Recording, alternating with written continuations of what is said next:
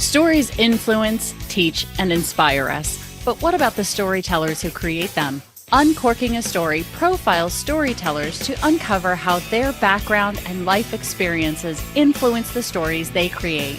We learn what motivates them, their path to success, and what fuels them to keep creating. It all starts by asking one simple question: where does your story begin? Welcome to Uncorking a Story. Now here's your host, Mike Carlin. So hello and welcome to Uncorking a Story. I'm your host, Mike Carlin, and today I'm pleased to introduce you to Katherine Linn Caire. Kathe was born and raised in Des Moines, Iowa. She attended Southern Methodist University in Dallas, Texas, where she swam for the Mustangs and received her BBA in finance with minors in art history and economics. Although her career has spanned the gamut from commercial banking lender to advertising account executive, from calligrapher artist to tennis official, she has found her true delight in putting pen to paper. She joins me today to discuss her memoir, Accidental Sisters, the story of my 52-year wait to meet my biological sibling. Welcome to Uncorking a Story, Katherine. Thank you. Thank you, Mike, very much for having me. Well, I'm very excited to dig into your history and background, but I'm going to ask you the question I ask everybody as we begin, which is, Kathe, where does your story begin? Well, I was adopted at birth and had never sought to find out anything about my birth parents or any biological relatives. I always said I won the adoption lottery. Maybe that had something to do with it. And one night, 10 years ago, in 2012, it was late at night, everybody else was in bed, and I was sitting in front of my computer thinking, I've got daughters who are approaching adulthood now. We have three daughters, and they were about to be 18, just turned 21, and the oldest 24. And I decided that out of nowhere, I just decided I needed to do a social medical search. I knew that I'd been adopted from Catholic Charities in Des Moines, Iowa, which is where I was born and raised. And the next morning, I looked up the phone number and was kind of shocked that it was so close to my house in Des Moines, where I had lived for many years. Why had I never even looked that up? And anyway, I contacted them the next day, talked to a social worker who explained the difference between social medical, which well, you have adoption in your family, so that's a pretty non-identifying sort of search, as opposed to when you're looking for a birth father or birth mother. So I wasn't looking for names or anything about them. I was just looking for whatever medical history I could get for my daughters. So I paid my fee, answered some questions. She said, we'll send you a packet. You'll probably get it in about a week. 5 days later, I get on the mailbox and there's an envelope there, and it is not what I was expecting it to be. I just thought it'd be a regular little envelope. It was a little bit thicker than I thought it would be. That kind of surprised me. So I went back up to the house, pulled the contents out, and there were things in there I didn't expect to find, which was a nice surprise. There were like old-fashioned typewriter autobiographies that both my parents had written, sort of to apply for as adoptive parents. Wasn't expecting that. There was a good amount of social medical, but really not as much as I'd hoped there would be medical for the girls. And there were also two handwritten letters from my birth mother, which is a pretty weird feeling when you're 52 years old to see your birth mother's handwriting for the first time, which was also a lot like my handwriting. So that was kind of interesting also. But so I was looking through the information, was happy to see there was some medical, but not much. And then I got to the letters that my birth mother had written.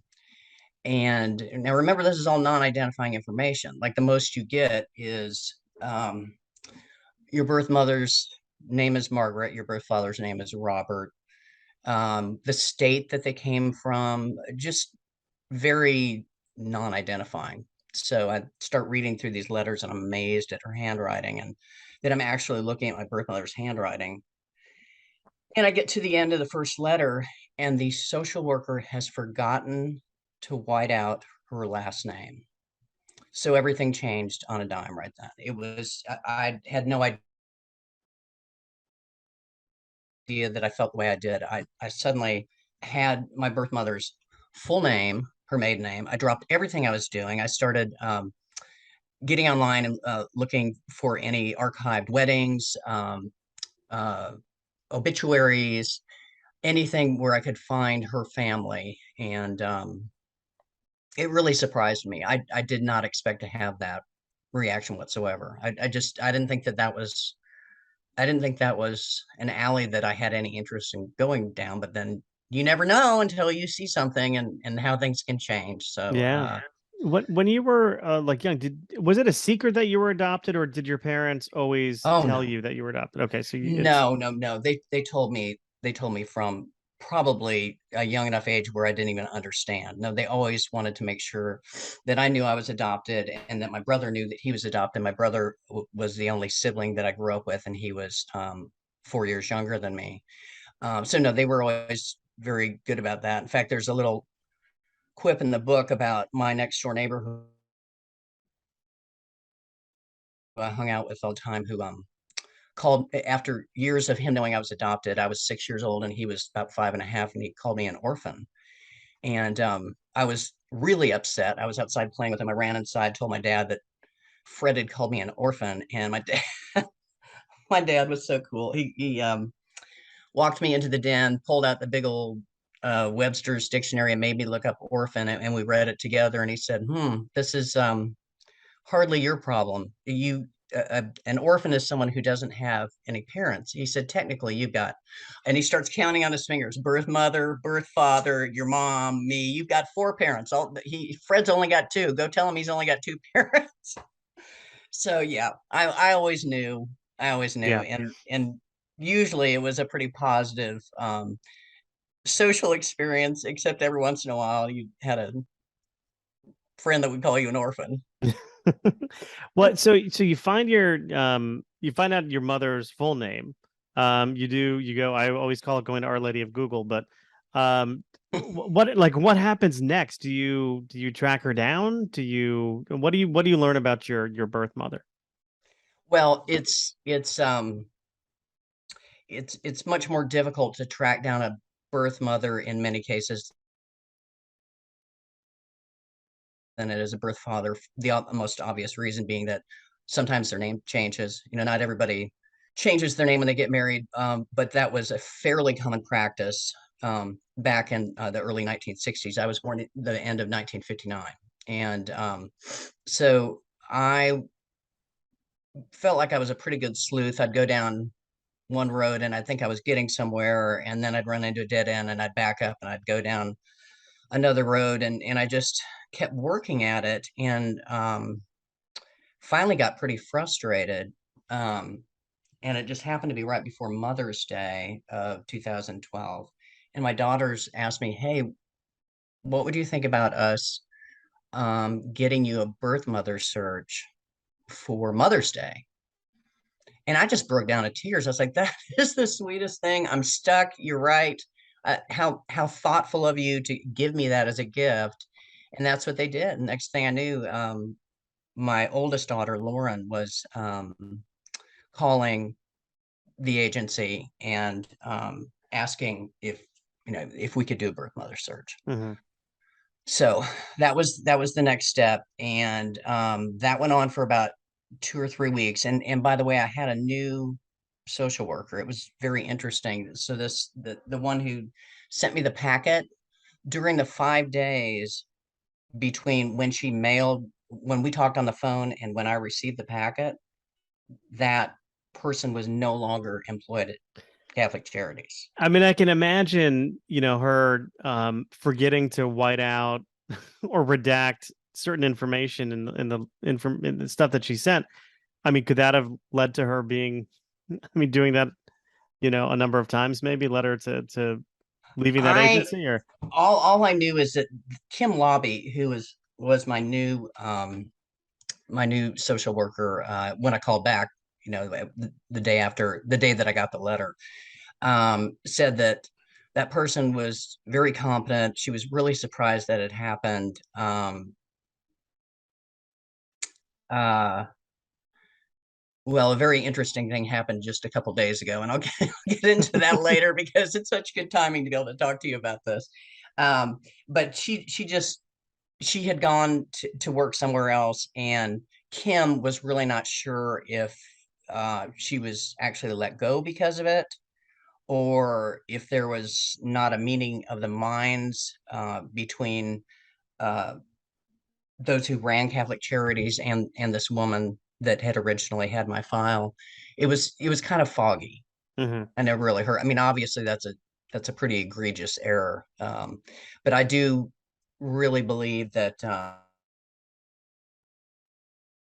um, she she was just because I've heard how competent she is. I think she was just God's pen. Yeah. I just It it could have was been just some too divine intervention there or something. it was just too odd that this happened with this person with this personality who had this reputation. I trusted anything that Kim told me, and I worked with her for years afterwards. Even when she wasn't at Catholic Charities anymore, she still helped me with my case. So if she says this person is competent, I believe it. I think there was more at play there, quite Hmm. honest. Well, so tell me kind of what happens next, and when at what point in time do you learn about biological sister? So what happened next is that Kim Lobby is now in charge of the search, and she's doing the birth mother search. And I had it was about 3 weeks after that started. I had gone to lunch with Lauren, the oldest one, the one who had called for to to set up the birth mother search. I was getting in my car, and I looked down at my phone. It was ringing, and it was Kim Lobby. And so I was like, well, here we go. It's something. She's not just calling to make small talk. She's got some news. Yeah. So she told me she had good news and bad news. And she said, what do you want to hear first? So when I hear the bad news, she said, your birth mother passed 9.5 years ago. And she said, but I was able to track down her sister's house because my birth mother was from a small town in Illinois, Clinton, Illinois, and she'd gone off to Des Moines to have me. So uh, she's her small town Illinois it was her base where she was born and raised. So her youngest sister had married early, so all of a sudden Kim had a last name of some female connected to my birth mother, and she lived in the same house with the same landline for decades. So what happened was Kim called that number, and here's a little bit more divine intervention. Um, that aunt was also no longer living. But of course, Kim didn't know that when she called. She calls this landline, hoping to talk to somebody who can tell her how to find my birth mother. And um, so the only person living there is her husband. Um, the aunt is no longer living. At that moment, when Kim calls that house, in walks Jill, who's the only daughter of the aunt, the deceased aunt, and the still living uncle. And she picks up the phone that her dad never picks up. So hardly anybody knew about this pregnancy. My birth mother ran off as quickly as she could and told her two sisters. So one of those sisters is the deceased aunt at that house. And that aunt, who's very close to Jill, who answered the phone, had told Jill many years ago, but hardly anyone knew. Like Dwayne, the uncle who was living in the house, had no idea. He had never heard about me, never knew that Margaret had this baby.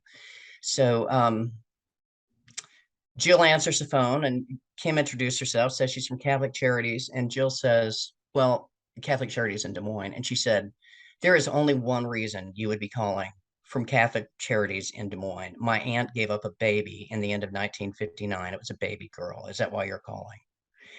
And Kim was speechless. And she'd been doing this for decades. She'd never had anything like that happen before, where somebody who wasn't directly part of the adoption triad knew exactly what was going on before she even had a chance to explain why she was calling.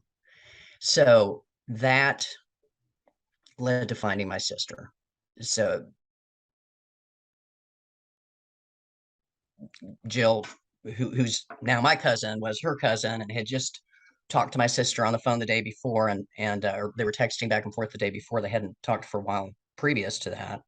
And there's a I don't know if you all went through this at all in your family with adoption and the actual discovery and when you meet, but there's protocol, and we had to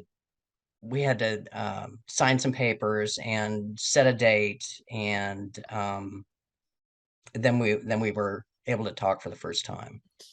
Yeah, I mean, in our situation, so my older brother, Greg, is adopted. Right. My parents had a hard time conceiving, at one point they did. Then they had 3 kids. Yeah, Um, but I yeah, love those stories. he always knew he was adopted.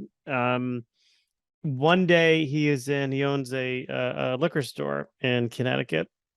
He's working in the store. A young woman walks in, and he gets a really strange feeling, like it is in the air. He goes into the back room because he's feeling off, and that woman goes up to the manager and says, "Oh, we're looking for Greg." And they say, "Well, Greg's here, but he's in the back room." They get Greg. It's his biological sister. Oh my gosh. And he had no idea that she even existed. He never sought out his birth parents because, just like you said, he felt like he won the lottery with his adoptive parents, my parents, our parents, I should say.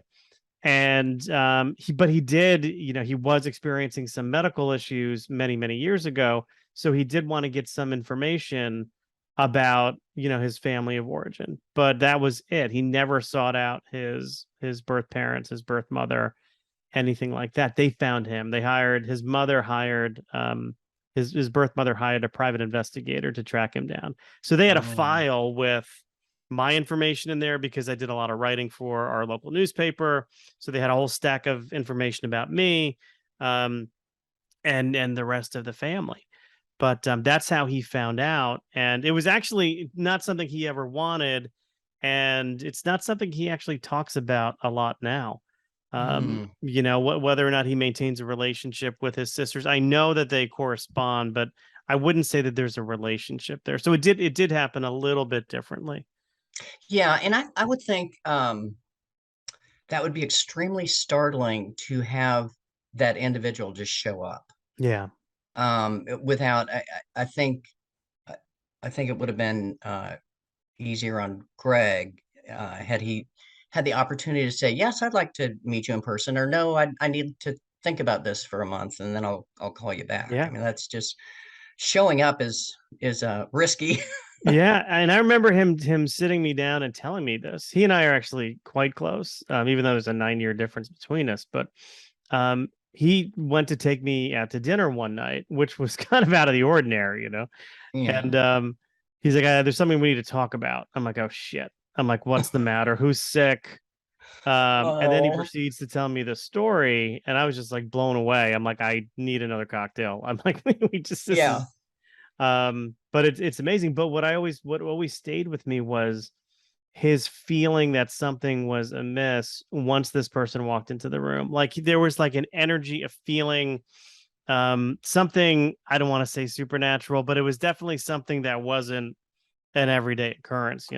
Right. Um, Right. so which Right. which makes me really interested in, the moment you met your sister for the first time. If we could build into that, like I'd love to know. Just paint a picture for me of what that experience was like for you.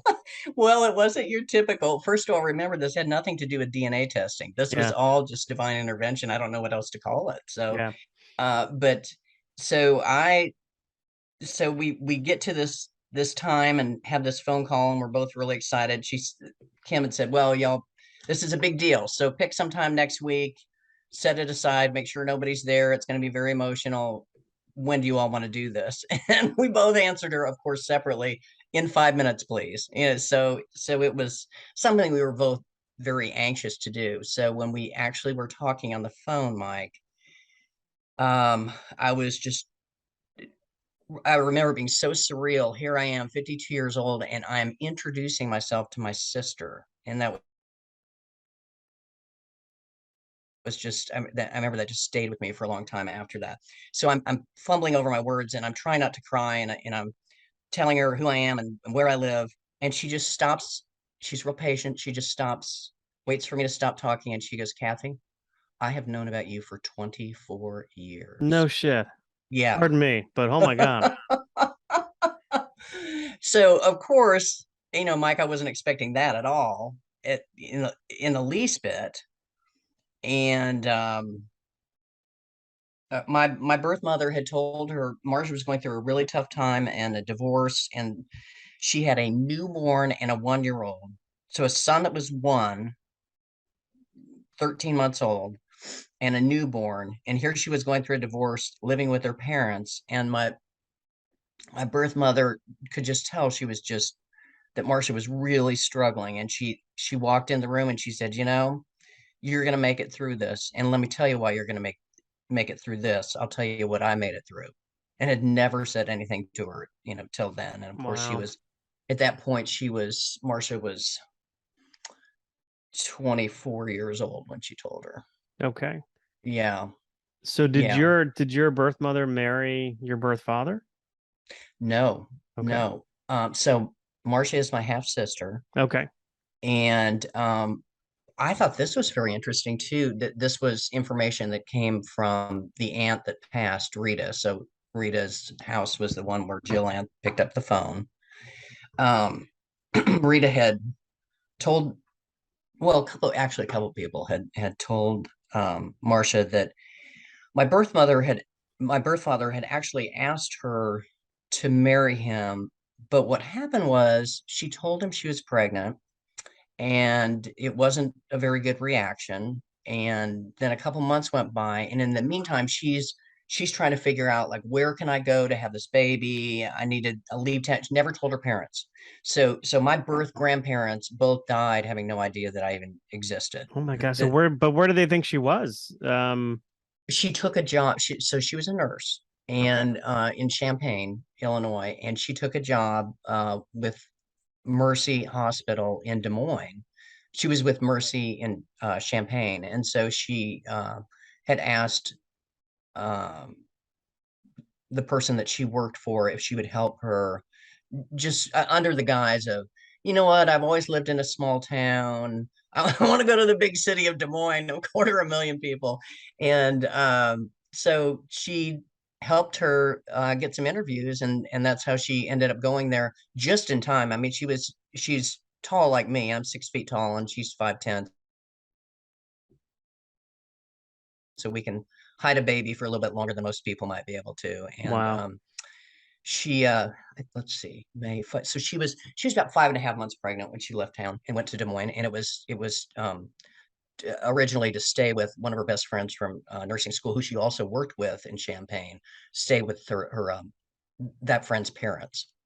So that's what the Des Moines connection was all about. Got it. And was she just afraid to tell, her parents? Was it afraid of the reaction? Was there a lot of shame there? I mean, Yeah. I'm thinking of the Yeah. time period and, Yes. Yes, the time period is, and I it was really important to me when I wrote this book to do a lot of research about historical context. And yes, it was a very, very different time, but it was also unusual, a pregnant, unwed mother to say no. Hey, no, no, you took too long to ask me. I'm not on board with this. I don't have a good feeling about this. I mean, it would have been a lot easier just to take the security and run in 1959, right? yeah. And anyway, so um, she she didn't tell her parents, and I asked Marcia about this a couple times because I wanted to talk about it in the book. She didn't tell her parents. We thought that was really odd because they're a really close-knit family. They always were. But I maybe somewhat the Catholic influence had something to do with it. Um, I'm not really sure, but Marcia's take on it was, if Margaret had it to do all over again, she would have told them. She just got caught up in it and felt like it was the easiest way out. And she had already set up this plan to go to Des Moines and take this job. And it's pretty amazing her parents never found out. But Wow. but Marcia really did feel like, just knowing both her mother and her grandparents, so my birth grandparents, that they would have it, it it would have been it would have been fine. They would have uh been there to support her, love her like they always did. And I think she just freaked out and made a decision and then stuck with it. Probably felt it was too late at some point. Yeah, I mean, it's hard to explain it, well after the fact. Right. And Right. she buried it. I'm just wondering, and of course, there's probably no way of knowing, like what that did to her long term. Oh, Just it could not have been easy, and I, being part of the adoption triad, I'd have people come to me all the time who are birth mothers or adoptees or whatever, and they want to talk about it. And the long-term psychological damage has just got to be, not got to be, it is just brutal. I I feel so bad for these young women that society told them what to do. yeah, They didn't get to make that choice themselves. And she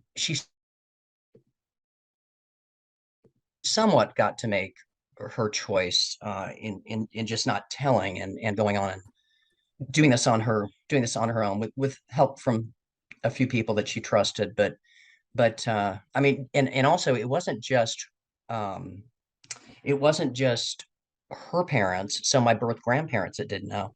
She never told her own husband. wow, So Marcia knew, but her dad did not know. Her dad died not knowing. So those two, that blows my mind. yeah, yeah. I interviewed somebody last year who had given up a child for adoption, about a memoir that she wrote, and through genetic testing, they wound up, meeting, and then he subsequently died of suicide. A tragic, I mean, it's a beautiful story and a tragic story, but from what she tells me, every year on his birthday, um, she always remembered, always did Yes. something in remembrance of him. And I can Yes. only imagine, your mom and sort of hiding it and burying it and sort of living with that weight. Um, it's like the empath in me really wants to feel something for her right now. Yes. Yeah. I know. And I know what author you're talking about, and I've read her book. We have the same publicist. Okay. And yeah, it's just, I going through that and reading her book, it just made me, of course it made me think of my birth mother and what she went through, and the things that she told people about, um um that it was not something you can forget. You live with it all your life. And uh, yes, the emotional toll is, it's just, I can't even imagine. Yeah. Yeah. And then I think here I am, uh, telling everybody I won the adoption lottery, and living this great life, which, the main reason that I wanted to actually be able to, speak with my birth mother, presuming she was still alive, which she was not, was to tell her thank you, that I felt like she did the right thing. I had a wonderful upbringing. I was extremely close to both my parents and my grandparents, and my brother and my cousins, and it just was, um, it was not something that I ever took for granted. I mean, Yeah. it wasn't that I always thought about the fact, hey, I'm adopted. Wow, aren't I lucky? But when I did think about the fact that I was adopted, um, I I was always just full of immense, and still am, immense gratitude, for my situation, because not all situations are that wonderful. Well, Yeah, heck, they're not even that wonderful in biological family. So it's isn't that the truth? so I know how lucky I am. I Well, how do really you am. feel as if you've changed having gone through this journey and meeting, meeting your sister? How has it impacted your life? Well, I-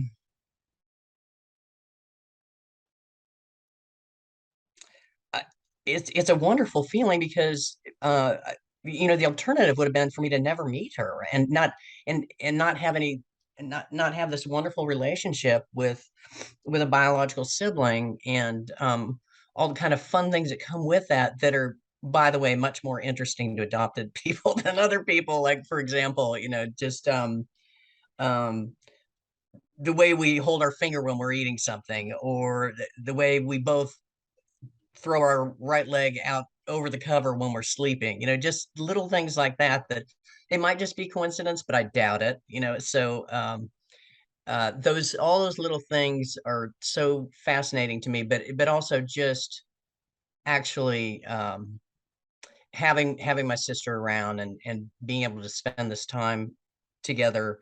And people say, well, isn't that sad that you didn't meet her till you're 52 years old? No, it's not sad at all. It's we've already got 10 years under our belt and we're having a great time. And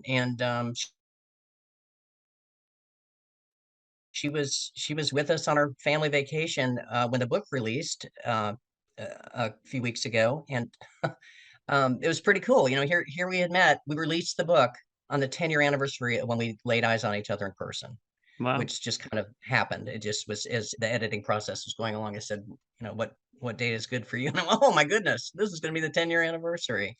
So there she was, with me at the beach, and I and her children have cousins. They never had cousins, so it's I could go on and on about the family part of it. It's oh, I'm very blessed. Yeah. Well, it sounds like it. Yeah. So why put it all in a book? I mean, I know the effort required in writing Yeah. fiction anyway, certainly not nonfiction yet, but it's a long process, it's arduous. But for you, it's an emotional, I'm sure it's an emotional process too, right? So Yeah. why put it in a book, and then sort of what did you learn about yourself while writing it? Well, I definitely learned how much I love to write, not just journaling and the stuff that I like to do before. I really enjoyed the process.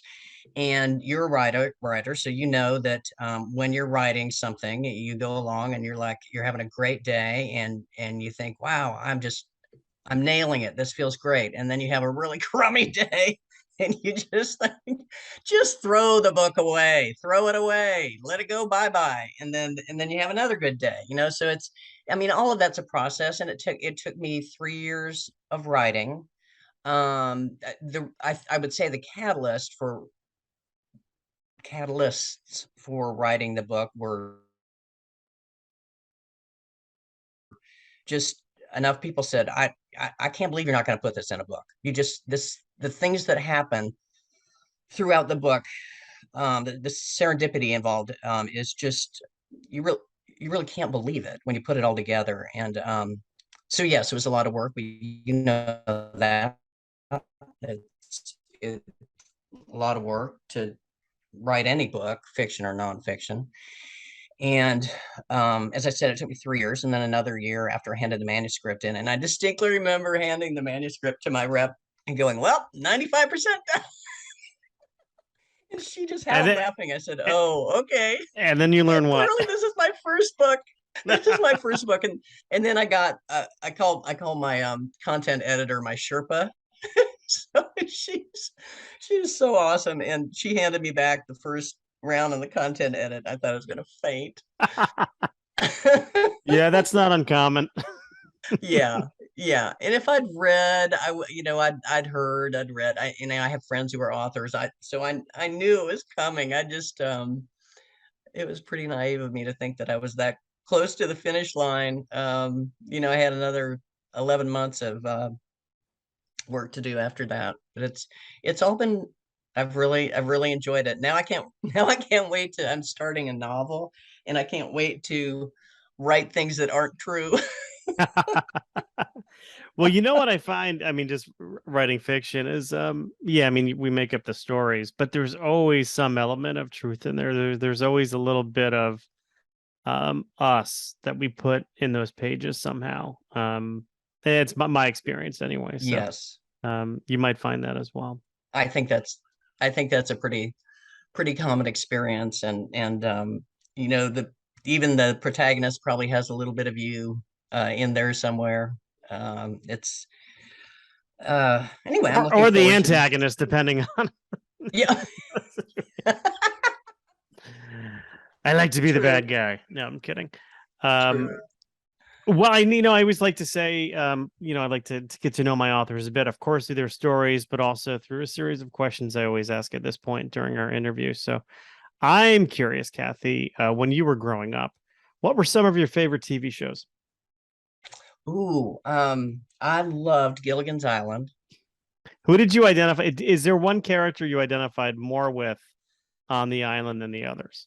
So, do you want me to say Ginger or Marianne? It doesn't matter. It could have been the I just professor for all kidding. I know. You seem like a smart person, but I would say honestly the professor. yeah.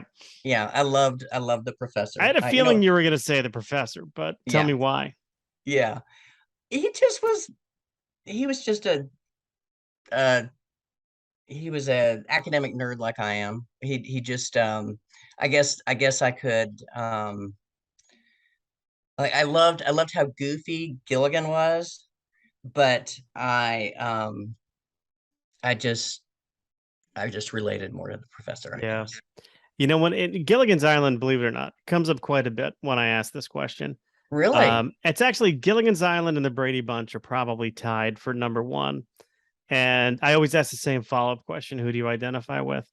My problem with the professor is if he could create a radio out of coconuts, why not make a boat out of some of the wood that's on the island and get off the island? Like he had to have been able to do this. So They had it. I don't even know how they got the exercise bike. They had some exercise bike hooked up to like a conveyor to get some kind of energy going, but no boat, no boat, that's no so boat. funny that you just said that because I it always drove me crazy. I mean, Like, couldn't how patch could up you the not come boat. up with a boat?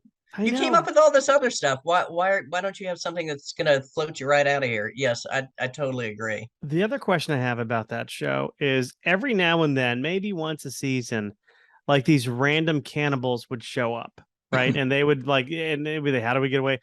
And then they would leave. And I'm like, why, where do the cannibals go? Like, why aren't they? And why not take at least one of the castaways? Yeah, you have a super good memory, and I most people tell me I have a really good memory, but some of your details about Yeah, I just Gilligan's are superior. It's It's one of just those. It was one of those shows that I saw it in syndication. And my brother and I, every summer, we would drive from Connecticut to Florida with the family. And my grandmother didn't have cable TV, but she got like TBS or something on UHF. uh-huh. Um, and Gilligan's Island is one of the shows that was always on. So it was Gilligan's Island, Wow. Green Acres. So we watched all those shows, Oh, I and loved Green I know Acres. I Green love Acres. Green Acres. Yeah. I was watching a Columbo last night. My all-time favorite show. And Eddie Albert was the bad guy. He was the antagonist. And I was just waiting for who was it? Ava Gabor? It was Ava Gabor who played his wife in Green Acres. Oh, Um yes. to come out with Wilbur the pig. But I'm about to scare everybody with my deep knowledge of TV, so I'll probably stop this line of I questioning. know. Um, I know. But how about leave it to Beaver? Leave another it to one of those Beaver. shows that was on in syndication that we used to watch, and somebody just died. Was the guy that played Wally Um, this year who just died? Wally. Tony Wally Dow. just Tony Dow, right? yeah. Why Wally, I know Tony Tony Dow, Dow. Tony Why I Dow. know he played Wally, I don't. I couldn't tell you. I don't know why I know that. He did an interview that they replayed right after his death, maybe on CBS Sunday Morning.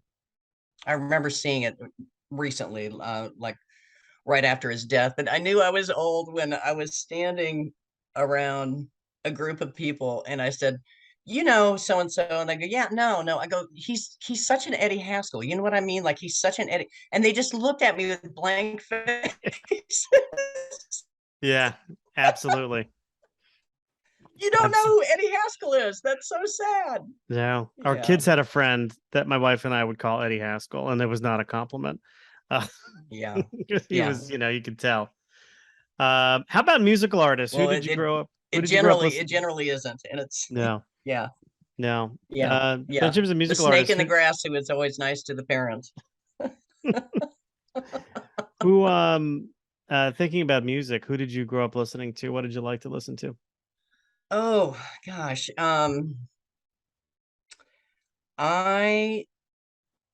have this station on SiriusXM that I'm really enjoying, and it's reminding me of a whole lot of songs, a whole lot of groups that I forgot how much I like them. Crosby, Stills, Nash and Young. Um, gosh, What's the James station? Taylor. James Taylor. I love James Taylor. Um, who else? Robert Plant was just here in Nashville. Everybody's here in Nashville for, whatever. And God, I'd never get tired of his voice. It's so powerful. I mean, Yeah. so powerful. What's the station on Sirius you were referencing? It is called Channel 26. Oh, it's classic. It's either classic vinyl or it's probably Classic classic vinyl. vinyl. Yeah. It's classic Yep. No, that's one of vinyl. my Yeah, it's one of my called Channel presets as well. 26. Yeah. Yes, I like that station. Yeah, I like it a good. lot. Yeah. That's good. I just saw Sting a few weeks ago. He came through Connecticut. Oh wow. That was a great show. I just forgot how many songs of his that I really liked. I know, until you start listening to it, and then you're like, oh yeah, that's one of my favorites. That's one of my favorites. And he still sounds great. Oh God, he looks fantastic. His son opened up for him, and I think Sting looked younger than his son. I mean, there's something to this vegan tantra combo plate that he's got going on that, Oh yeah. that something's working for him. Leave it at that. Yeah. We saw the last concert we went to, which was really good, Elton John. And last year here in Nashville, and oh my goodness, he was so good. And then he was just belting it out, singing, banging away on the piano, and all of a sudden he just stops and he goes, I'm really tired. It was so cute. This summer I saw Billy Joel at Madison Square Garden. Wow. That was, I mean, you talk about song after song after song, of just hit after hit. I mean, I was in tears. It was such a great experience. I literally started crying 3 times. Because it was such a great experience. Yeah. And that's Yeah, another one I just he's forgot. something else. And when I was at SMU, he played. So Billy Joel had a concert in our rinky-dink little auditorium at SMU when I was a freshman or a sophomore. That's how quick he went from like nothing to somebody really big. Yeah. He was actually doing, playing in small college theaters, and boom, overnight he was a big deal. Yeah. Good stuff. I'm curious, having gone through the writing process for this book, in what ways, if any, might you consider writing to be a form of therapy? Oh well, I'm laughing because this book was a form of therapy. I found out things about myself I had no idea were that were so interesting to me, and the whole process was very cathartic.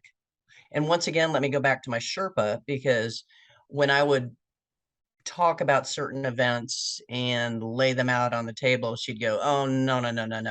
I need for you to like dig deep inside your soul and tell me a little bit more about this, like 10 pages more about this particular topic. And it pulled those feelings out. It was really, it was great. Yeah. It was great. And then I know you already kind of referenced something earlier, but I'm curious, what lessons about publishing did you learn the hard way? I don't know. I've been feeling pretty fortunate that I've been going down a good road with, it's all about the people you're working with. And um, I I took it upon myself to sit through. It was right in the beginning of COVID. Everything was going to Zoom, things that people would go out to LA or New York for writing events were now, in Zoom meetings. And I took a Zoom course on how much the publishing industry had changed. And it was 20 hours in one weekend. So maybe 4 hours on Friday and then all Saturday and Sunday. And I've never, ever learned so much about something I didn't know about as I did by the end of that weekend. And I'm glad I did it before I wrote the book. Yeah.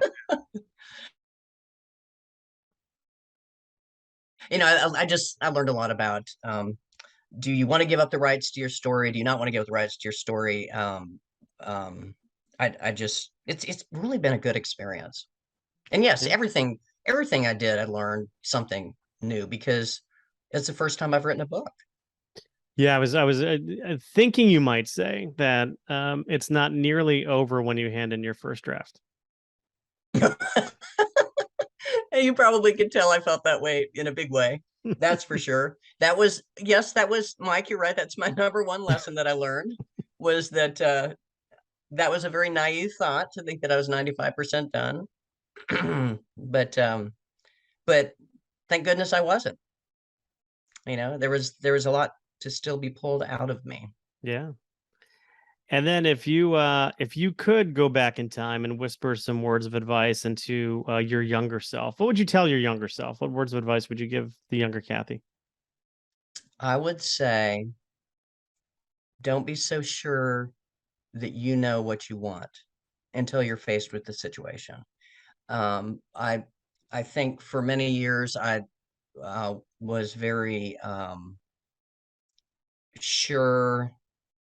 Well, with the adoption situation, let's just talk about that. I was very sure that um,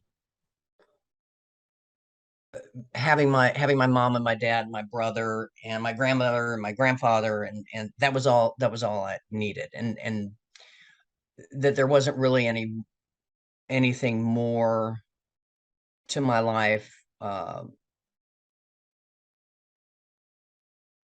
than the family that I had. It also allowed me to rethink what family really means also. So yeah, I mean I my content editor, we went round and round about, she said, well, no, surely you, okay, I know you said you were going for a social medical search, but surely what you really wanted was this sister or your birth mother, whatever. I said, no, I'm not kidding you. I really wanted a social medical search. I did not have any idea whatsoever that I felt the way that I did until I was actually faced with the situation. Oh, and what I wanted to tell you about the gal that this all just happened a couple days ago. The gal 10 years ago who forgot to white out the last name, Kim Lobby sent me a picture of her reading Accidental Sisters in her backyard in Des Moines. This was last weekend, and she said, really enjoying the book, blah blah blah blah. She's very present in the book, so it was really that she liked it because I was always asking her, did I get this right? There was legislation about adoption. Did I get that right? On and on. So she was just making me feel good about all that. Said, I'm enjoying reading the book. She said, by the way, was the was the name of the social worker that forgot to redact the information, was her name blah blah? And I said, yeah. And she said, do you remember her last name? I told her last name. She goes, okay, it's 10 years later. We work together now. I said, Oh, no, no, you're not, that's not true. There's already been so many serendipitous things that happened with this story. She said, yes, we work together now. She said, wouldn't it be cool if she found out you wrote this book and that uh, that you believe that she was God's tool in this whole story, the catalyst to the story? And I said, yeah, you can go ahead and tell her. Let's see what she does. And then she called me that night and she said, I think it'd be better if you tell her. I go, oh my gosh. Okay. So she told this person to be ready for a phone call from me. And I called her and I told her what happened and thanked her for the mistake, Yeah. because it turned out to be a really, really incredible, wonderful story, thanks to that one little thing that happened. And what was her response? She was really wonderful to talk to. And at first she said, I don't think she realized that we were talking about a social medical search. I think she thought we were talking about a birth mother search, because she said, well, so why would that matter if the last name is on there? I said, because it was a social medical search. And she goes, oh.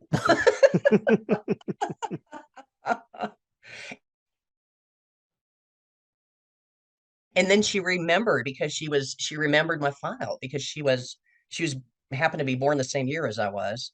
And there was something else that was the same. I can't think of what it was right now, but she said, I know the file, and I remember your parents had these wonderful autobiographies that were in there. And I said, yep, that's the file. Yeah.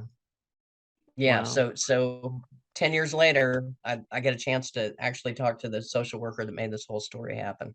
Yeah. Really, really did come full circle. Yeah. Yeah.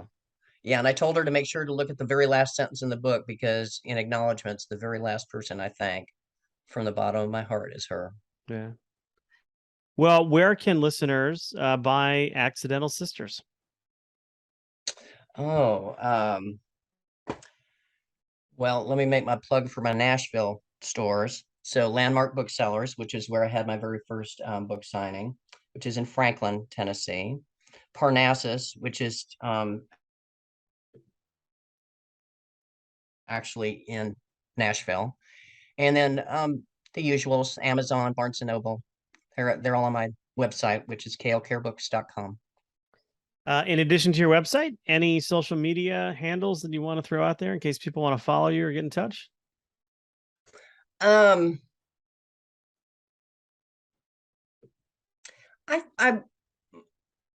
would say that I'm most active on Instagram, and that would be Skillet Fam. Skillet Fam, yeah. And Facebook some. And that's Katherine Caire, KL Care Books. Okay. Very good. Well, Kathe, thank you so much for stopping by and uncorking a story. Let me uncork your story. I know we had a little back and forth getting this one, but I'm glad we got it done. Me too, Mike. Thank you very, very much for having me. Yeah, and all the best with this book and your relationship with your sister. Thank you. Thank you. I really appreciate it.